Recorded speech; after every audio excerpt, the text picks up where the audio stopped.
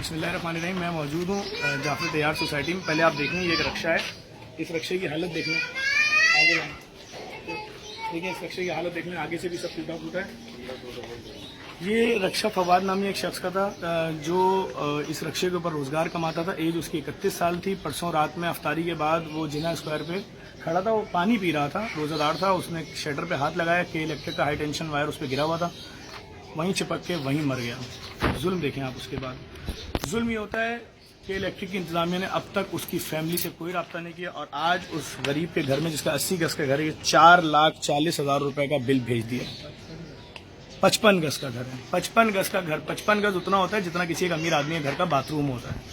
اتنے بڑے گھر میں رہنے والے شخص کے گھر میں دوبارہ دیکھ لیں 4,40,000 روپے کا بل بھیج دیا کہ الیکٹرک نے پہلے اس کے جوان کو مار دیا, ابھی اس کی بیگم جا رہی ہے اپنے شوہر کے سوئم میں. کوئی ہٹ جانا نہیں, کوئی شرم نہیں, کوئی معافی نہیں.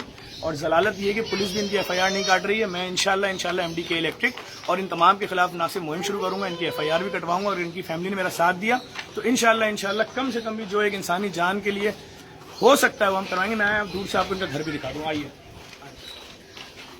مطلب یہ آج عید کی چاند رات ہے کہ الیکٹرک نے 3 چھوٹی بچیاں جن کی عمر 6 سال, 5 سال, 4 سال اور ایک بچہ جس کی عمر 1.5 سال تھی, عید کی چاند رات سے ان کے باپ کو چھین لیا.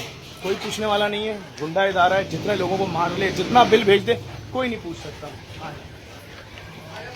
وہ گھر ہے سامنے, وہ گھر ہے, یہ چھوٹا والا گھر ہے, اور یہاں قناعت لگی ہوئی ہے. سویم کی تیاریاں جاری ہیں. عید کی خوشیاں ایسے مناتے ہیں لوگ یہاں پر.